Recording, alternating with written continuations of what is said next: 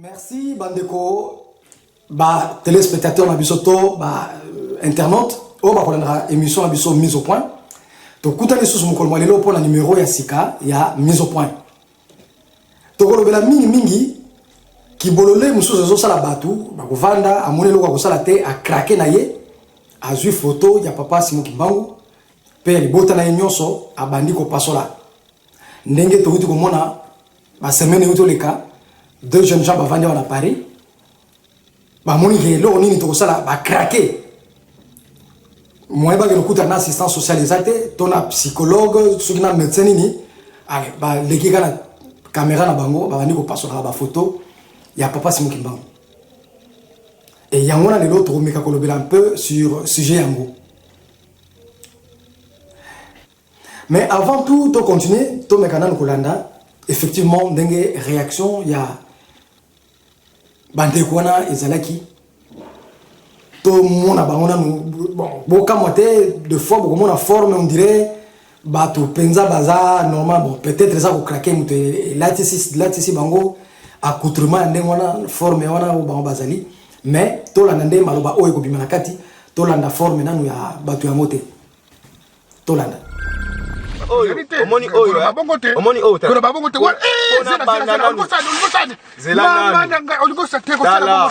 omoni mutu esprit wanu kati nana esprit abangaka te po bakosaka esprit te ola bêtise bokosa ba oyo c'est plus que des bêtises mais c'est une pièce de comédie c'est en fait des bêtises des théâtre de chez nous kutu mukie bakosa ya na ebité tala abana okata nanu ango eza ba bêtises eza likambo ba tala eza c'est des conneries c'est des conneries tala mama na mo nzambe ngana tikyo boye koya Kimbangu azanzambe te na photo ya maman na yo pardon na photo ya maman na tata na yo o doit même pas boye na frère maman abotanga limbisanga pour na frère ma photo ya maman na ngate mais na ke frère ma photo ya koko ya batu donc c'est fini arrêtez l'idolâtrie Cyrus bakimbangiste yeso azanzambe tala oh là là yeso azanzambe to conclure ya to comme na fait mission na biso donc yeso azanzambe alors na sengi na bino bon. Ndenge balobaka, un peuple sans histoire est un peuple sans âme. Un peuple sans histoire est un peuple sans âme. Ndenge Bible lobete, mon peuple périt faute de connaissance. Ceux qui le ba congolais, ba comme une attitude wana parce que bazo renier, bazo rejeter histoire na bango. La vraie histoire congolaise n'existe pas. Papa Diangena le dit toujours et le disait que tant que Bako rejetait Tata Nangaï na Mokoyo, cela ne va pas marcher. Parce que Papa Simon Kimbangu en fait, Azali Moutoyo a joué un rôle primordial dans l'histoire contemporaine, l'histoire indépendante congolaise. Papa Simon Kimbangu Azala Kati. On ne peut jamais parler de l'indépendance à Congo sans qu'on se réfère à Papa Simon Kimbangu comme base comme sous-bassement na yango. Alors, leur peuple a manqué histoire. Il devient, on dirait, na amté. C'est-à-dire, azali sous la morale et malamouté. Parce que Moutousou azali sous la amté a commis le coup la nyama. Azali sous la morale et malamouté. Et tant que la morale et malamouté a commis imprégné na biloko moko ya kito côté ou yazo sala même en public, même na ndenge na yemoko. On voit ce qui se passe dans notre pays. Tellement que les gens rejettent l'histoire, la vraie histoire, il y a Mokanaye. Et on est devenu comme des sans-âme. Comme Batumoko, n'importe qui a voulu aller. À Sali Oyenga, Sanakata Mokawana. Et Congolais sont capables, même pour la lipa, à quand même, les botanaye et Kenagé. Tout ce monde, comment les guerres se font. Mais comme on a la carte, il y a des Congolais au Bazaba complices. Donc un peuple sans histoire est un peuple sans âme. En rejetant son histoire, tu as une mémoire collective. Tous sur la mémoire collective. Tout le monde a tous les présidents, celui Baleki, non, je me réfère, le Mumba, le Bayango, Azo se référer, n'a pas action, il n'y a pas Simon Kimbao. Kabila le père aye, alobi, Azo se référer, n'a pas action, il n'y a pas Simon Kimbao. Mais leur moutou, le kola bateau, baouti ko passe la photo, au nom de la démocratie. C'est-à-dire, on peut défendre Mboka. Un jour, Balingi va diriger Mboka wana. Mais sans une mémoire collective, sans une continuité historique, il y a Mboka na bango. Beaucoup de dirigeants Mboka qui te connaissent. Tout le monde en France, parce que Bino Bovani en France. Tout le monde en France était na histoire nyonso o le kaka o esi le kaka na Mboka yo, il y a une continuité historique. On le parle, on le dit. Quelle que soit forme histoire on est lequel ba kolobela kayango et ba rejeter mutu moko te na kati ya histoire ya mboko yo. Jeanne d'Arc, Bonaparte, Charles de Gaulle, etc. On ne rejette personne parce que balingi continuité historique ezala ba na ba qu'est-ce qui s'est passé d'avant, quelle a été la partie positive, la partie négative. Et qu'est-ce que nous ferons pour l'avenir? On ne peut jamais parler du présent ou du futur sans qu'au bois un œil n'a passé na yo. Or, quand un peuple rejette son histoire, à comme destructeur, il y a patrimoine historique na ye. Il y a un moni lelo na Congo, président Oyo Soga Leki, la continuité historique, balingi a moté. Soki Leki, ba veni nyo sezalaki na kombo na ye, ya président à Longoli atie na kombo na ye. Biloko nyo sezalaki na kombo ya président à Balongoli batie na kombo ya sika. Et même la population l'approuve. Donc, avec cette attitude-là, on devient des destructeurs de notre patrimoine historique, culturel, spirituel, etc. Parce que la communauté na biso ezala ba sujet moko boye tabou baloba ngo te ozo comprendre ezaka bongo ezala bongo karamu na kodoko lobate te bakolia yo bakolia bino mutu te na limbisi bino makambo bakolia ezate makambo boma bato ezate tozo loba ozo comprendre na cadre ya liberté d'expression ndenge ezala kaka biso taba démocrate prêtre chef nous dans démocrate à partir du moment tozo luka démocratie na mboka na biso naza obligé ozo comprendre lisolo ngeza nini yaya Masolo, Italie, Kimbangisme, Simo Kimbangu, prophète, Simo Kimbangu, Masolo Touana, toujours au développement d'un artiste. Alati Boepo, Aza artiste, Zatego, Amélie Noa, Amélie Moutamela, Zatenga, Nadia, vous comprenez? Nadia Bio, se pose la question. Le bilan, Simo Kimbangu, Ponayo, Aza prophète, Aza. Donc, Ponayo, Simo Kimbangu, Azanan, Ponayo. Ponangai. Déjà on a eu bien tata wana te donc tata wana prophète te photo tik au moins na mokili pour nani batu babangaka koloba vérité kasi moto abangaka te kokosa asoli pour nani Wani to bangaka te koloba vérité donc to bangaka te kokosa mais to bangaka koloba vérité kimbangu tata wana na bibia tata wana tata wana ye mais yo zo banga makambo te na zo biso tata wana asa prophète tala ngana na lobi bien et makambo bangisa mutu te mutu pa bangisa ngai pe biso nyo sotomoni réaction ya bandeko na ndenge yango euti ko salema. C'est-à-dire pour na bango toute cette culture là oyo et sali Congo lelo, ils trouvent ça mauvais. Tout ce qui a fait que o esalaki grandeur ya Congo o esalaki que mundele avani na Congo mundele akimi belge akimi pour appeler ça indépendance na mboko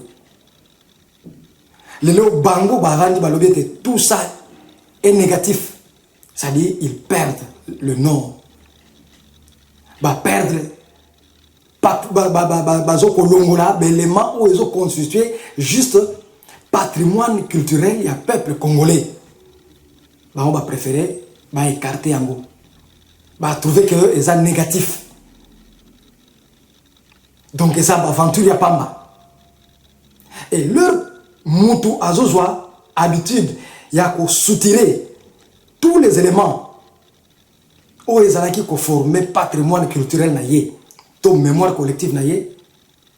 Et le koni yaka, ils allaient culture d'échec. A kokoma aliéné. Pourquoi kokoma aliéné? Parce qu'il n'a plus de référence. Référence azali souté. Maintenant pour réagir, le kola azali sur la référence fixe c'était a kokoma kozwa n'importe où. Il y a un moment où on a non démocratie, tout cela on a dit la démocratie. C'est-à-dire ils empruntent n'importe où, n'importe quoi et ils se tourdissent. Ba komi ba aliéné. Moutakomi aliéné. L'air moutakomi aliéné a commis maintenant destructeur. Azosala maintenant autodestruction, il y a tout ce qui lui appartient. Ndenge, tu dis comment on a bandeko. En fait, réaction à Bango, er moko boye na meki ko sala vraiment analyse na moni que eza mawa pour na peuple congolais. Parce que oyo ya sali bato mingi parfois ba ko méditerranéen yango pe na kati ya mitema na bango.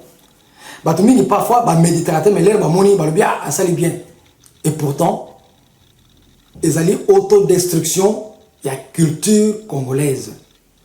Ils ont autodestruction, il y a patrimoine culturel et spirituel, il y a Congo.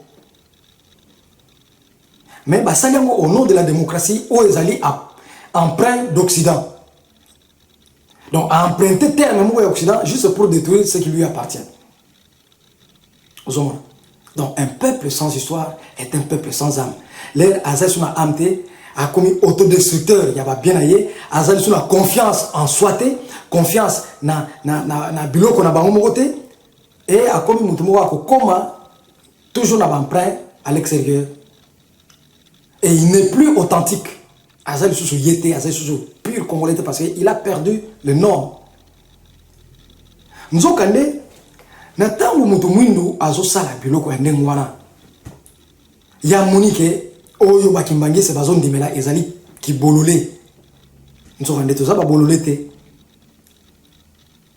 Oyo ya zo mona ke biso tozo sala ezali bololé. Nous avons dit ezali effectivement azolinga a transposer qualité oyo ezala caractère oyo ezala ye qualité oyo ezala ye a transposer mo pana biso. C'est lui bien qui est comme ça. Mais tout la bato pe oyo bazala qui très important na kati na mokina biso. Oyo ba yebaki histoire ya mboka na biso, ceux qui ont vécu ça, comment ils ont pu témoigner par rapport à Papa Simon Kimbangu, par rapport à Papa Diangenda. Tolanda, M. Mobutu.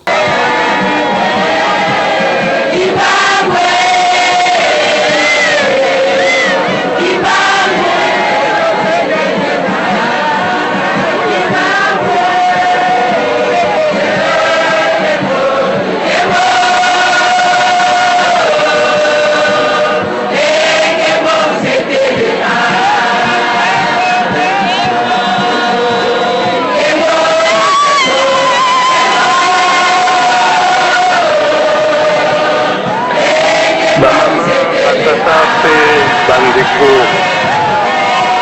kimbangiste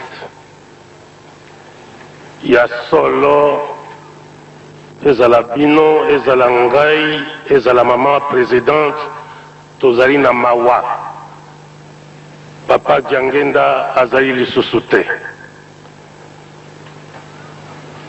nasengi nalobela bino mwa liloba na liloba oyo na koloba ezali makambo ezalaki na kati na ngai na ye alingaki moto ayeba te kasi mama Mobutu mwasi na ngai wa yambo boyebaki ye ayebaki yango mama Bobilata wapandi nsima na ngai ayebi yango tozalaki bato basatu témoignage oyo nazali kosala botala président de la république te botala citoyen zaïrois Mobutu Sese Seko azalaka kimbangiste te mais azali chrétien catholique makambo yango mangoyo. Na 1958 Mobuko to kama libwa tukumitano na mwambi. Papa Jangenda oyo alali azali koyoka ngai abengisi ngai na ndako na ye. Alobi na ngai boye, papa okomi mingi pona kosalisa biso bakimbangiste. Endimami na biso na bakimbangiste pe endimami na nzambe lokola. Asimbi ngai na maboko, akweya à genoux, alobi okali lobali ya nzambe 1958 ye wana alali azali koyoka ngai. Akweya à genoux, asimbi ngai na maboko mibale, asambeli alobi yoka liloba ya nzambe. Osalisi bakimbangisi na ngai mingi, okokoma moto monene. Pe soko komi moto monene kobosa na bakimbangisi na yo te, osalisi bango bomo komi tango okoma mokonzi monene na maloba ya nzambe, continue kosalisa bango. Batata bamama bandete ko 1958 nazali na émotion mingi, nabosani date na sanza, me nayebi te ezalaki na 1958. Kasi soko botali histoire ya Zaire, sima na maloba ya papa Jangenda, soko bandi na 1960, ndenge nazalaki na table ronde, te na komi na ndenge nazali na yango, okomona te tata oyo alali, oyo babwakeli ye mabanga, azalaki prophète na kati na biso. Bolobaka prophète obele tata na ye, ye azali prophète. Makambo ye alobelaki ngai yango, esalemi ndenge ye ayebisaki ngai yango, moto ayebaka te. Na kosenga na ye bolimbisi po alingaki moto ayeba te. Kasi tango naoki sango na makambo basali na ye, na liwa na ye epesi ngai émotion, na kosenga alimbisa ngai, ekokaki ngai na bimisa yango te. Na bimisi po eyebana te ye wana alali. Témoignage outi na chrétien catholique oyo atelemi po na ye prophète Kimbangis. Merci suka ya maloba na ngai wana.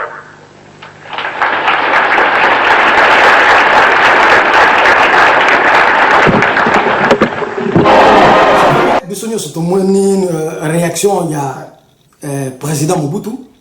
Il n'en est pas un personnage où il est le moindre na kati ya mokili. Je crois que parmi les 1000 figures, il y a 20e siècle, Mobutu a quoi na kati ya 1000 figures très important, il y a monde. Na nyonso ya sala. Donc, ce qui a joué qui déclaration na jour il y a obsèque ya papa Jangenda, a joué qui ango au hasard te. Ou bien à l'obéliango pour na aventure te. Bien à l'obéliango pour te ce qui moutou ezo sala te non, il l'a dit consciemment avec toute son intelligence. A ce témoignage. Et puis témoignage a fait en tant que président de la République. Oh lelo, même dans le cas de la RDC, ceux qui m'ont trouvé à la comédie, au nom il y a président Mobutu, tout le monde se met. Nakati a plaisir, nakati a joie parce qu'il reste mémorable. Nakati a Mbokawana. Quel que soit Nengeni Nia Dirishaki. Mais du moins, on reconnaît en cette personne-là l'unité de notre pays. On reconnaît l'unité de notre pays. On reconnaît la force où ils ont armé à travers lui. Alors, tout ça qu'on a été, mais le problème, c'est le témoignage qu'il a rendu.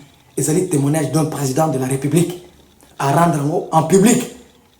Et puis, Batoubaïba quand même, les Cambouyangote. À part ça, tout ça, la photo, il y a Madame Mogwazara savante. Oyo, tant qu'il y a une conférence internationale, il y a Babyloka nucléaire na Congo. La conférence on est seulement à la centre d'accueil kimbangiste. Bah payer belé, bah Amérique, bah pays asiatique, un peu partout, même en Afrique, la science nucléaire les a développées. Et cette femme-là a vu ce qu'il a vu. Et après, à mon avis, il faut qu'on a photo. Il y a Kofukama, les bosso, il y a portrait, il y a papa Simouimbangu. Photo, il y a moi dans la ça. Bon, bien, madame Oyo, Aza de nationalité congolaise. Aza paix africaine, ah non, Aza peut-être algérien ou bien marocaine ou bien ceux qui égyptiennes. Non. Bon, bien. Aza asiatique, coréenne et savante. A Fukami, na liboso ya photo Oyo, Batumi Baleo, Bavandi, Bazui caméra, Bamonete. Et là, quand tu as au sala pour n'amboka na biso, ils allaient passer la photo, il y a papa Simon Kimbangu. Qui bololé nyonso. Tala, maman on est dans Fukama. Mais à part ça, ba tata pe ba maman, to bandi ndenga tozolo ba pasi ya bande ko na biso ezali nini. Papa Simon Kimbangu en 1921 à l'obakete tokozwa indépendance. Azali mutu yambo la colonisation et ça ils ont battre les records parce que conférence de Berlin et Zakina 1885 en 1921 à ce moment la colonisation vraiment ezaki na kati ya misuni nango et ezaki vraiment na kati ya activité nango en 1921 papa Simon Kimbangu aye koloba les poso ya ba belge mwindo kokoma mundele mundela kokoma mwindo papa Simon Kimbangu aye kolobete tokozala ba konzi na kati ya mboka na biso apesa ba professeur belé mais oyo ezo concerné surtout la situation tozala parce que soki ba passer ba poto ezali suite ba situation politique en mboka mais papa Simon Kimbangu aloba bokozwa indépendance mibale indépendance matérielle qui poinze qui anitu et puis bokozwa indépendance spirituelle. Donc parfois si je comprends manque ezo salama na ba tatami baloyo bazanginde ça parce qu'il y a indépendance spirituelle nanu bazu yango te nanu tozu yango pensate c'est pourquoi bazo se comporter le kola batu moko baza vraiment rétrograde quoi ozoma bazo se comporter vraiment on dirait batu moko baza vraiment rétrograde. Donc, les problèmes, tout ça, pour que ça marche, il faut lavage de cerveau. Il faut lavage de cerveau. Tu as la même accoutrement, terme utilisé. Donc, on se sentir que vraiment, en dessous, il y a éducation, même il y a 4 il y a école, mais éducation maternelle. Et Zozanga. Azolo ba non, ngai maman na ngai na gosala boité. Mais est-ce que maman yango ko comparer ils a passé. Donc congolais il faut que ça la bango lavage à cerveau, lavage culturel, lavage penza il y a mentalité. Non, il y a cerveau mais il y a mentalité. Il faut un lavage de mentalité. Le là tatami balo il faut laver bango mentalité na bango. Ba vali na poto mais le ba vali na poto te. Même kutu ba ke ba vanda na Afrique, bo baza na carte Afrique le ba se comporter ndenge bango mi bale ba se comporter on a te. Ils sont en deçà de l'évolution contemporaine de ça.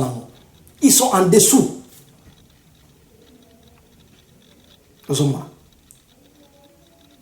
Mais tokolanda muke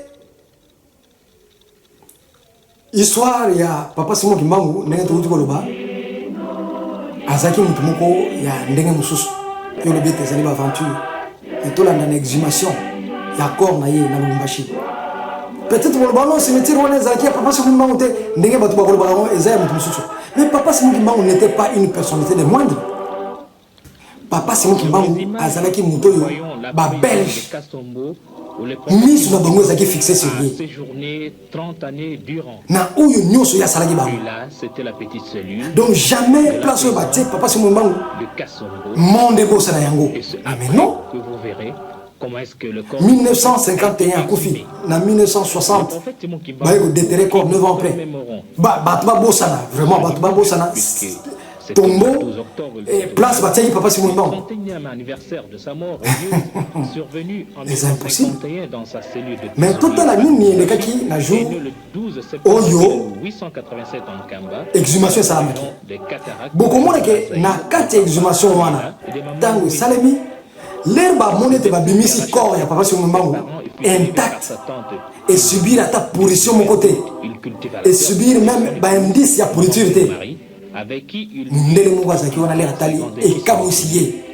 amoni ke cet homme était un homme de Dieu. Djangenda Kuntima, qui azwi mabele ya cimetière wana atie na à la mission poche baptiste BMS de Gombe Luté. parce qu'il savait que mabele euti na kati ya tombo oyo eza mabele moko eza ndenge mosusu ezwi bénédiction. bamosusu bazwaki bamorceau ya couverture oyo balingaka papa Simon Mbangu ntango akufaka. bamosusu bazwi bamorceau ya babwa ya cercueil oyo ebimaki na kati bakataka mike mike bato bazwi babombi parce qu'il savait que c'était un corps d'un saint. Aux pasteurs et aux gens plus instruits. Mais Ozomba. Christ insiste. akufi 9 ans après barecueillir nzoto na ye na tombo ebimi intact, pas même indice moko ya pourriture. HCB, où il aurait du Congo belge, Tomeka kolanda vidéo. un mauvais sort le poursuit. À chaque jour de paye, son salaire était acquitté par un inconnu, 3 fois de suite avant qu'il ne se présente devant l'agent payeur. Christ, toujours lui, ordonna Kimbangu de regagner le village pour débuter sa mission. Chemin faisant, à Kazangoulou, alors qu'il traversait la voie ferrée, le policier Funfu lui arracha son maigre sachet qui contenait 3 poissons fumés et de la chikwang que les amis lui ont donné pour soulager sa chère épouse et ses 3 enfants restés au village. Au matin du 6 avril, Simon Kimbangu, alors qu'il s'en allait au marché de Nsona Kiyenzi, accompagné de son fils aîné Kisolokele, fut contraint par crise de guérir Maman Kantondo, alors agonisante, en lui imposant les mains au nom du Christ. C'était un Kombe Kinsuka. Kimbangu se voit attirer des milliers de gens par son message de l'évangile et ses guérisons miraculeuses. Les gens croient en Dieu. Les fétiches sont jetés. Les paralytiques marchent. Les aveugles recouvrent la vue. Les morts ressuscitent. La foule sent la présence de Dieu parmi elles par l'action de Simon Kimbangu. Les morts se font rares. Les hôpitaux se vident au profit de Kimbangu.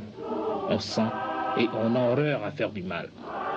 Ceci se passe au vu même des missionnaires et de l'administrateur Morel qui est descendu en Kamba le 11 mai 1921 pour mener l'enquête. C'est suite aux plaintes des missionnaires qui l'accuseront froidement d'incitation à la révolte et des xénophobes. Le 6 juin 1921, l'administrateur Morel descend en Kamba pour l'arrêter. Mais comme le moment n'était pas là, Simon disparaîtra miraculeusement des chaînes et s'en ira instruire les siens en Banzansanda à quelques heures de marche d'Nkamba. C'était le début de la clandestinité.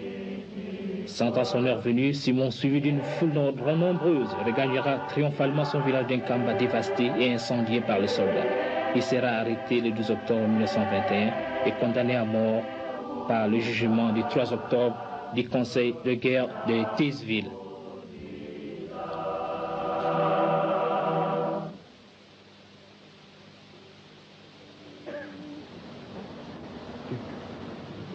Je crois que biso nyonso touti kolanda vidéo oyo to euti kozala présenter ndenge corps ya papa Simon Kimbangu babimisi yango na kati ya tombo nyonso eza intact. Donc soki biso tozondimela papa Simon Kimbangu na foi oyo biso toza nango na religion na biso eza te ke yo mona yango mabe. Tout le monde a sa foi. Yo soki okondimelaka bankisi bikeko eza foi na yo. Tout le monde a une certaine croyance. Mususu azondimela kisi, mususu azondimela nzete, mususu azondimela. Tout le monde a une certaine croyance. Puis ce sont les chrétiens, chrétiens qui sont à l'obété. Jésus, moi Nzambe, à Botami, mais à Nzambe. Les chrétiens les disent comme ça. Jésus a botami tozo ndimelage, mais tozo zoyete le roi moi nzambe, mais azakaka, et tozo zoyete le roi nzambe te, mais tozo zoyete le roi moi nzambe. C'est sa foi. Et mususu ko botama na yazo botama, na ndabu ya koleli le roi bino boya okoli na ndabu zelike bakisi banini koboma babilo mwana wana ozana foi na yo, ozana croyance na yo kwa yake kisi ya homo te ko sa il kambo. Ne crois pas que non, c'est la peur qui te fait. Aliénation de salon de moi. Et ce qui le dit que d'ailleurs c'est-à-dire effectivement aux gens a peur les Camerounais ça les mélayo.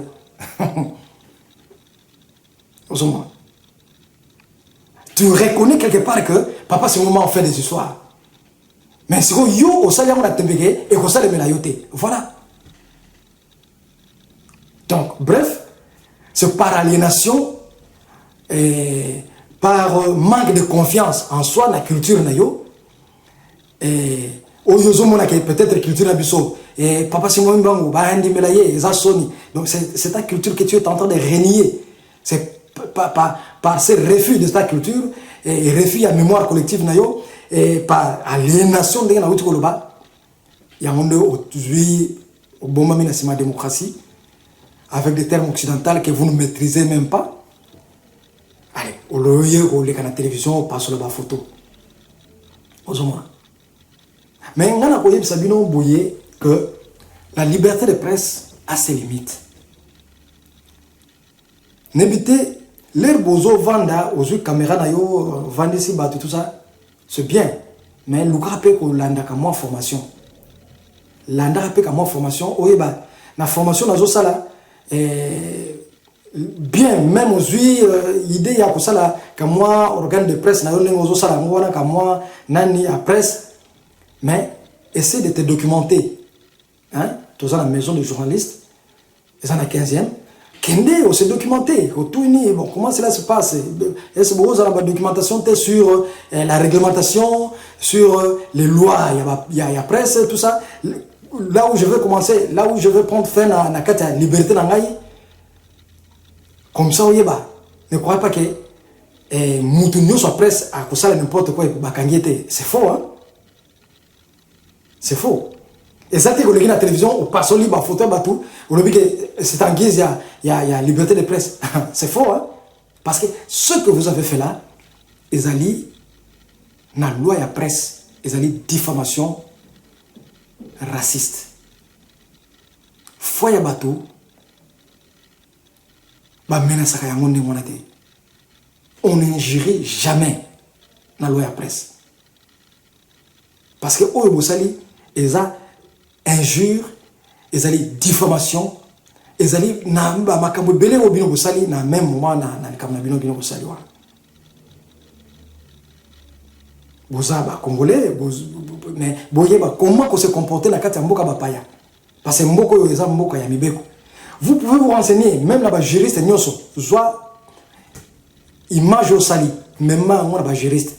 Tout là, est-ce que image au critique n'est pas ça, image au pesi comme moi histoire que l'église, mais quand on fait ça, et puis après ça, yo conseil. Qu'est-ce que vous avez commis là-bas? Mais tout ça, parce que vous l'avez déjà fait. Et puis, ils ont éducation à bino. Nous tous avons éducation à bé ou tant d'avoir parents à comprendre le côté. Et surtout, nous tous avons que azo trouvé que histoire naie, azo zongo archaïque, azo trouvé que histoire naie, ezali et ako le belangote, ils trouvent ça gênant, ils trouvent ça que c'est négatif. Alors, ils se replient. Et puis a commis contre Yemoko, contre Baki Oyo et Sali qui est Azali. Donc vous êtes déjà des aliénés. Alors, pas signé et commis en Wana. Mais Togolanda, quelques témoignages de Bambo comme sur Bapaya, comment Bazo la papa Simouimbango? Parce que papa Simouimbango a sali ma camoufle sur Salaki et ça na 15e siècle était Afrique, bien na 12e siècle était Afrique. Image, tout ça, tout est oral. Non. Papa Simouimbango à vivre dans le moment où photo est ali, à vivre dans le moment où caméra est ali, bien que ça en noir et blanc. Donc, le jugement de Papa Simon Mbangu est filmé par les Belges. Et pourquoi on l'avait incarcéré? Donc, ce que tu es belge, bateau, kangagaye, bakuta na rapena bana na bango, na bana Papa Simon Mbangu. Mais les peut-être, descendants, il y a bateau, kanga Papa Simon Mbangu, peuvent témoigner sur ce qui se fait.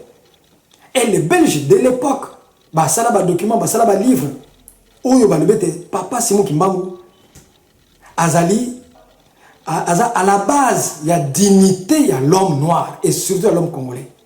Papa Simon Mbangu, à la base, il y a dignité. Donc on ne peut jamais parler de l'histoire du Congo sans parler de Papa Simon Mbangu. Un peuple sans histoire plutôt est un peuple sans âme.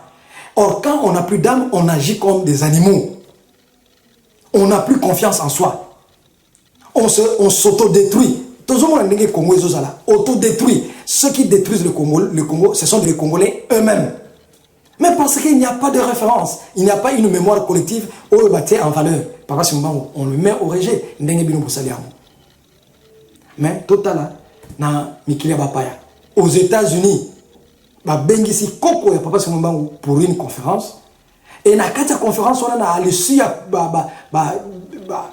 semaine où on a travaux sur Papa Simon Mbangu, décrété que date Boye et Ozala célébrer dans Katia Ville Nabiso pour Papa Simon Mbangu. Cannot be here this evening. He has asked me to convey his personal greetings to our guest, and let us all do likewise by welcoming Papa Simon to our seminar.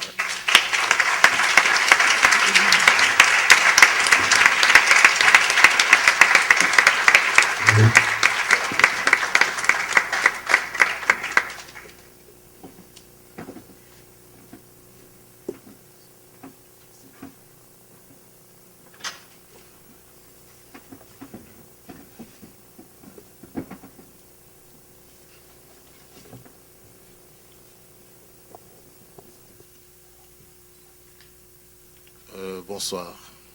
Good evening.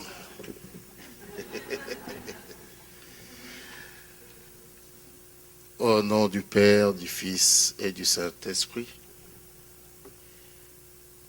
je vous présente mes salutations personnelles et celles de toute la communauté kimbanguiste ici présente. In the name of the Father, of the Son, and of the Holy Spirit, I would like to greet you personally and on behalf of the Kimbangist community from all over the world that is here today.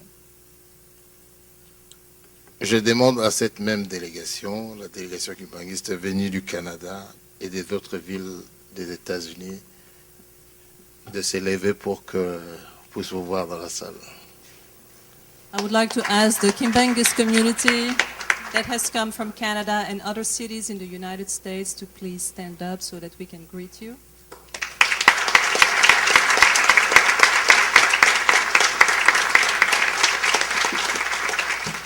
Nous allons vous saluer selon nos traditions, la tradition kimbanguiste, au nom du Père, du Fils et du Saint-Esprit. Au nom du Père, du Fils et du Saint-Esprit.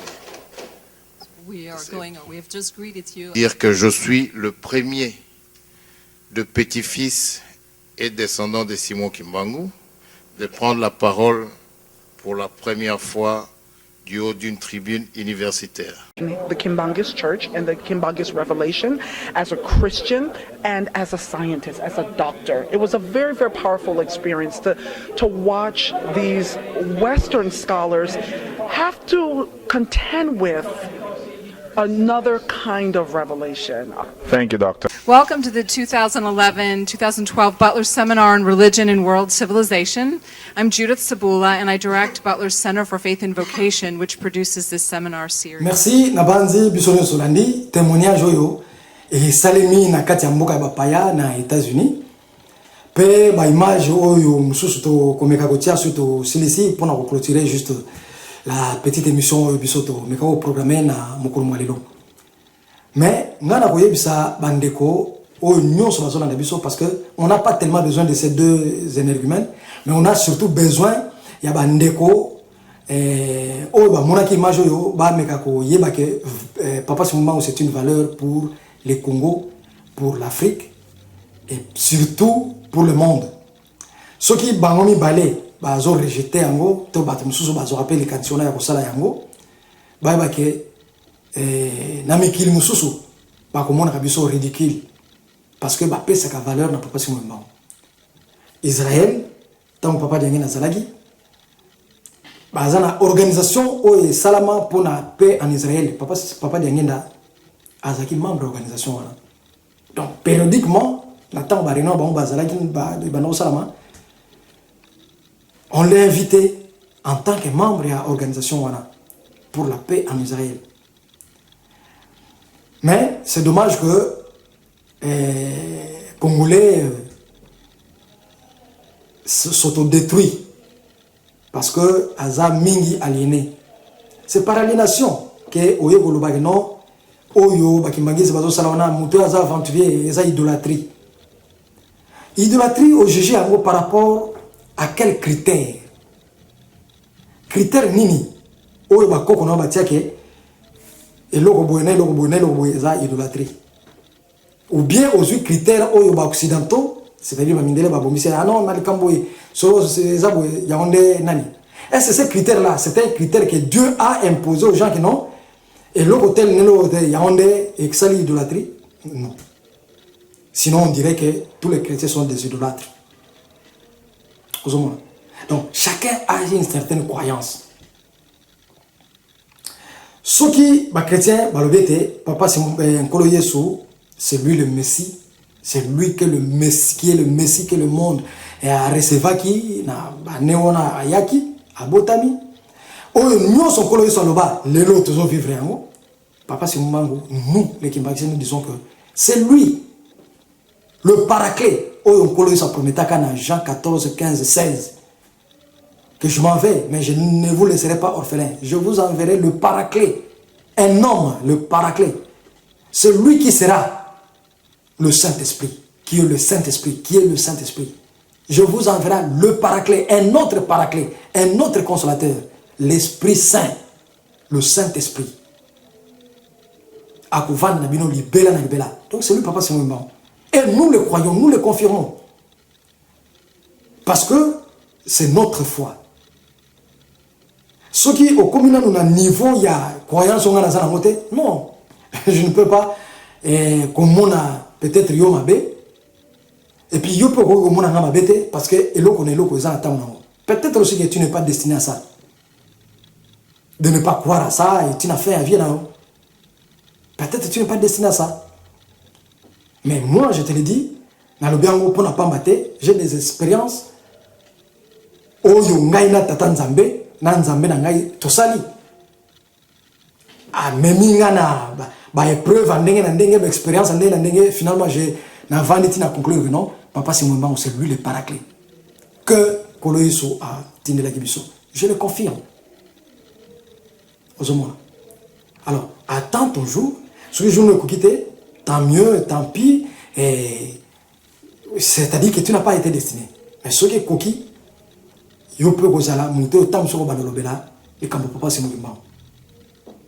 c'est vrai. C'est difficile, dans l'émission, ah non, on ne fait plus d'autres émissions sur ce jour parce que d'abord, les sujets sont bâclés. Tant que les Congolais ont rejeté Papa Soumembango, c'est-à-dire il y aura autodestruction de son patrimoine, autodestruction de ses valeurs. Parce que Papa Soumembango a à la base, il y a dignité, il y a l'homme congolais. Et ceux qui t'ont dit qu'on rejetait, on est en train de rejeter notre propre dignité. On rejette notre propre dignité. À ce moment, tout ça, c'est la mémoire collective. Place à se ressourcer. Pour que force à ça la bonne aboye exacte. Mais du moins, ce total même œuvre, papa, ce moment, c'est un exemple dans le monde. Dans moins de 50 ans, l'église qui m'a dit c'est comment, dans le niveau où il y a commis. Dans le monde. C'est un record. C'est un miracle. C'est inédit à Monaco.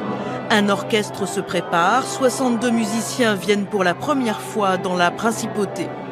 Ils sont originaires de Kinshasa en République démocratique du Congo. Ils sont invités par le Printemps des Arts pour interpréter de grands classiques.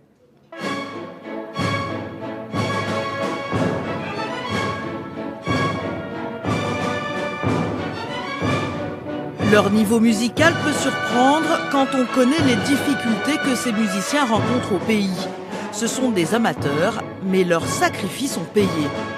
Il y en a qui sont obligés des fois de marcher pour venir à la répétition. Il y en a des fois qui reviennent du boulot et doivent venir à la répétition. Tantôt, une personne vient à la répétition, il n'a pas eu le temps de manger, mais il doit répéter pendant 2 heures, 3 heures de séance de répétition. Et aujourd'hui, les revoir ici, je suis très content pour moi-même et spécialement pour eux, je suis très content pour eux. Ils sont coiffeurs, commerçants ou sans emploi. Certains ont appris le solfège alors qu'ils ne savent ni lire ni écrire. Après 1h30 de concert, standing ovation pour l'orchestre symphonique de Kinshasa. En cadeau, la princesse Caroline leur remettra une superbe harpe. Le chef d'orchestre et les musiciens ne sont pas prêts d'oublier ce séjour à Monaco.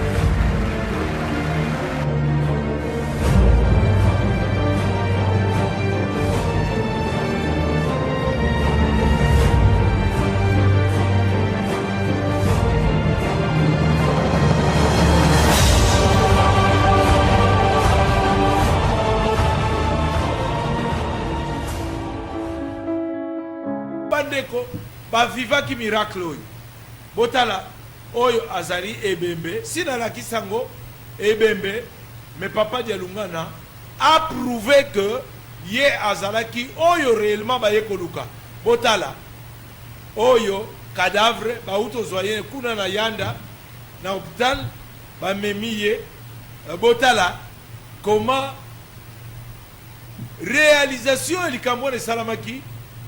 Voilà, papa Dialungana alingaki teto filmé, mais botala. Regardez comment ça souffle Yamutu. Regardez s'il vous plaît. Ba miracle na bino ya koko sa botala ka.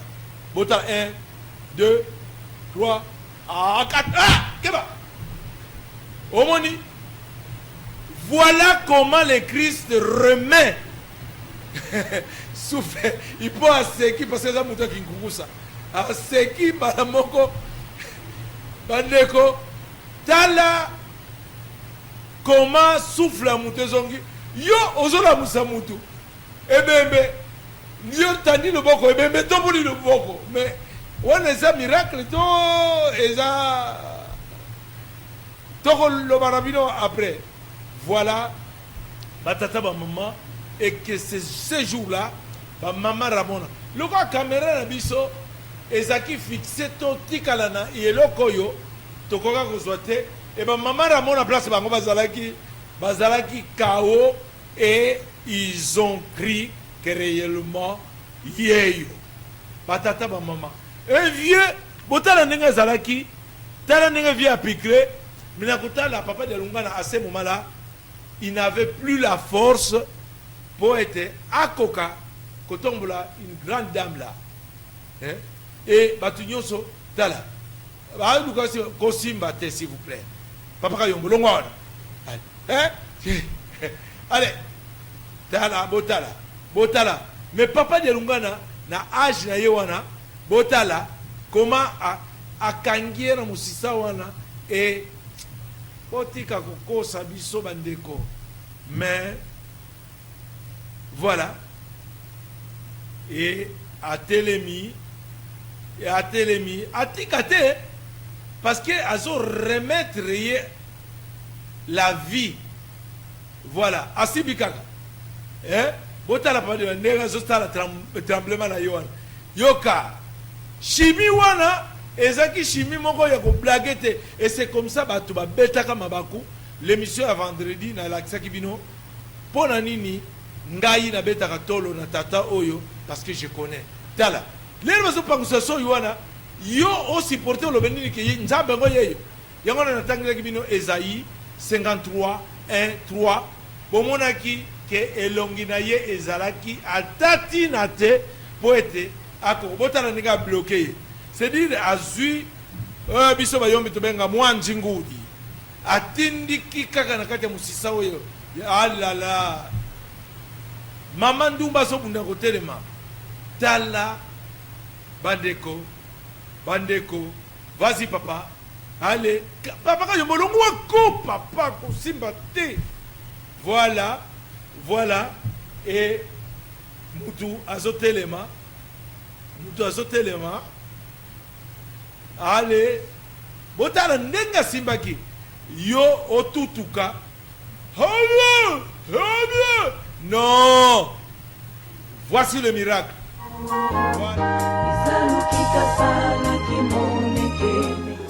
Alors, tu clôturer l'émission pour nous rebaboyer. Bandeko, ceux qui ont vendu la poto, la situation est à la belé, ou est à la que nous avons vendu boyer à craquer. Mais, conseil n'a pas ça na bandeko, ou yo ba uti ko passo la photo. Ceux qui ont dit craquer, trouver baninga bazana pembeni. Ba mémoire pas assistance sociale, ba ko calmer yo, ba memio et pas ba psychologue.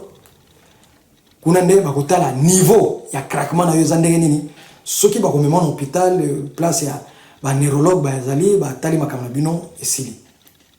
Ke koya koleka na ba place publique na ba accoutrement bozanango na ba pensée na ba mentalité rétrograde ou bozanango et kobebi sa dignité ya peuple congolais ou papa Simongo assis à réhabiliter depuis 1921. Je crois que tout ce qui est pour na mukulu malelo.